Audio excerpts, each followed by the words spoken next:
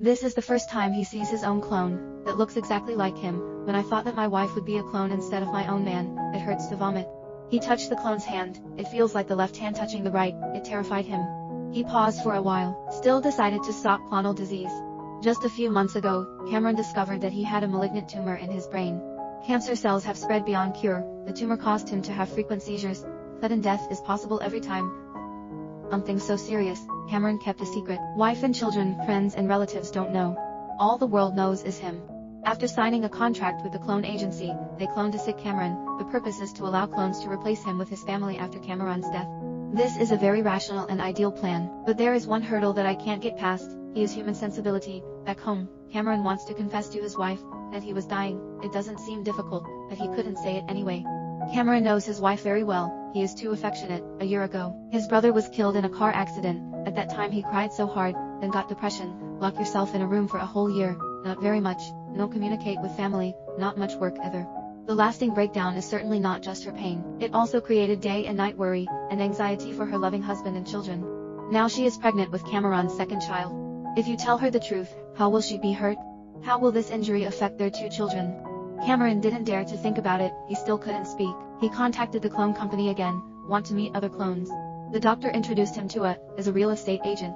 This female marketing professor didn't know she was a clone. He treats Cameron very warmly, and because of taking care of children, he also works with his daughter. Watching him and his daughter look at each other, full of tacit understanding and warmth, Cameron observed for a long time, can't see the slightest flaw, so he decided to continue the cloning program. He excused his wife to travel for a week, quietly returned to the clone base. Here he built the female professor deity. He looked very bad, seems to be terminally ill, waiting for death to come. Hearing Cameron say his clones are doing well, there was not much relief in his tone, but there is subtle jealousy. Next, Cameron is about to activate clones. The first step is to transfer the memory, attached to both temples with a simple device. Just fell asleep for 6 hours. In sleep, Cameron relived his encounter with his wife, know each other and love each other. He find her so perfect, as fit as his soul. But he also slowly discovered his fragility, and the inevitable disappointment of feeling these weaknesses. Cameron hates this emotion, so he woke up from his memory for a long time. I couldn't calm down God. There is no perfect love in this world, no one is perfect. There will be times when your beloved will disappoint you, but the true maturity of a person is to make the right choice in love and fear.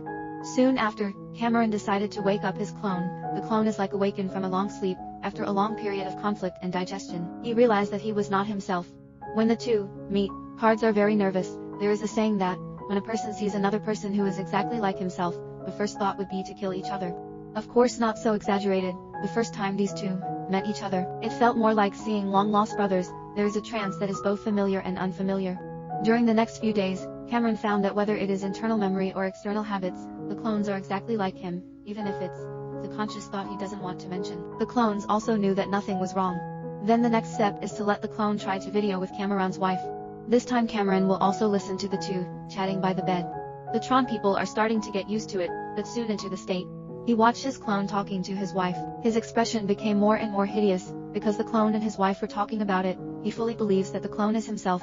The two were talking and laughing, full of love. Cameron finally couldn't stand it anymore. Forcibly cut off the video call. The clones were surprised at first, and then subconsciously got angry. The two were arguing. The clones thought they were life and death decided by Cameron. Cameron believes that clones cannot replace him. It didn't take long for them to fight. The clones knew that Cameron was a patient. It doesn't make sense at all. Just keep your mouth shut. Asked Cameron if he dares to kill him. He also mercilessly exposed the truth in Cameron's heart. He has a grudge against his wife. Cameron is in a hurry now. Then a seizure. The clone caught him immediately. This reaction confirms that the clone is as kind and mature as Cameron. When Cameron recovers, he didn't lose his temper anymore, angrily left. After he calmed down, the clones found him to apologize. Cameron also admitted his own problems. It turned out that he started to get dizzy a long time ago, but precisely because of dissatisfaction with his wife, he never told him about it. If he had said it earlier, his wife would urge him to see a doctor. He won't drag on the cancer cells to spread. He had a chance of life. Too bad there is no if. The next day, Cameron decided to pack up and go home. The clones could only watch Cameron and his family live through his contact lenses. The clones did not utter a single complaint, just poking your hand with a pencil when you're alone. An artificial birthmark that proves he is a clone, until the evil swim out. He clearly has everything he has, but it is a substitute. This night, Cameron returned to the door. Who knows that the door has not been opened yet? He had a sudden seizure, just fall in the yard, violent convulsions. Lose your mind. Looking at the disappearing video screen, the clones and the doctors are impatient, because if Cameron dies, his body will be found by his wife. Their plan will fall short. Fortunately, Cameron woke up. died again. Fortunately, his wife turned her back to the yard and didn't see him. He staggered into the car called by the doctor. Hearing the doctor asking him to return to the base for treatment, Cameron made several protests, but right away the second time. I had a seizure. When Cameron was in a coma, the doctors decided to send the clones home instead of Cameron. And just like that, the clones set off. When he saw his wife, he interacted with his wife like Cameron, so sincere, so natural, did not give him the slightest doubt. Only the puppy in the house barked loudly at the clone. It felt like he was a stranger. When Cameron himself woke up, the doctor told him that you have been in a coma for 24 hours. When he learns that the clone has gone home in his place, he exploded in anger and cursed at the doctor, but the doctor reminded him seriously, according to the inspection, you will soon die. Cameron calmed down. He came to the monitoring room. Watch him and his family live through the clone's contact lenses. He watched the clone accompany his son, watching the clones unravel the estrangement between him and his wife, and complain to each other, look. Cameron closed his eyes sadly. He was ashamed. He blamed himself. He regretted, because it is not me who makes my wife feel relieved. It turned out to be his clone. As the time goes, clones are removing contact lenses more and more frequently. Don't let Cameron watch his life. Cameron didn't know what he was thinking. I don't know how my family is doing. This made him increasingly restless and anxious. That night, he dreamed of clones. Man was furious at his son. This frightened Cameron enough. He could no longer bear the fear of being left out. He decided to break the rules. Sneak out of the clone base. Late at night, Cameron quietly sneaked into his home. He did his best to keep quiet. If there is a little bit of strangeness at home, he didn't want to let go. He walked into his studio first. Looking at the paintings drawn by the clones, he let go a little, because he knew that without a focused and peaceful mind, he couldn't draw such a picture. Then he looked at the text messages of the clone and his wife. Every word is normal, it's fun.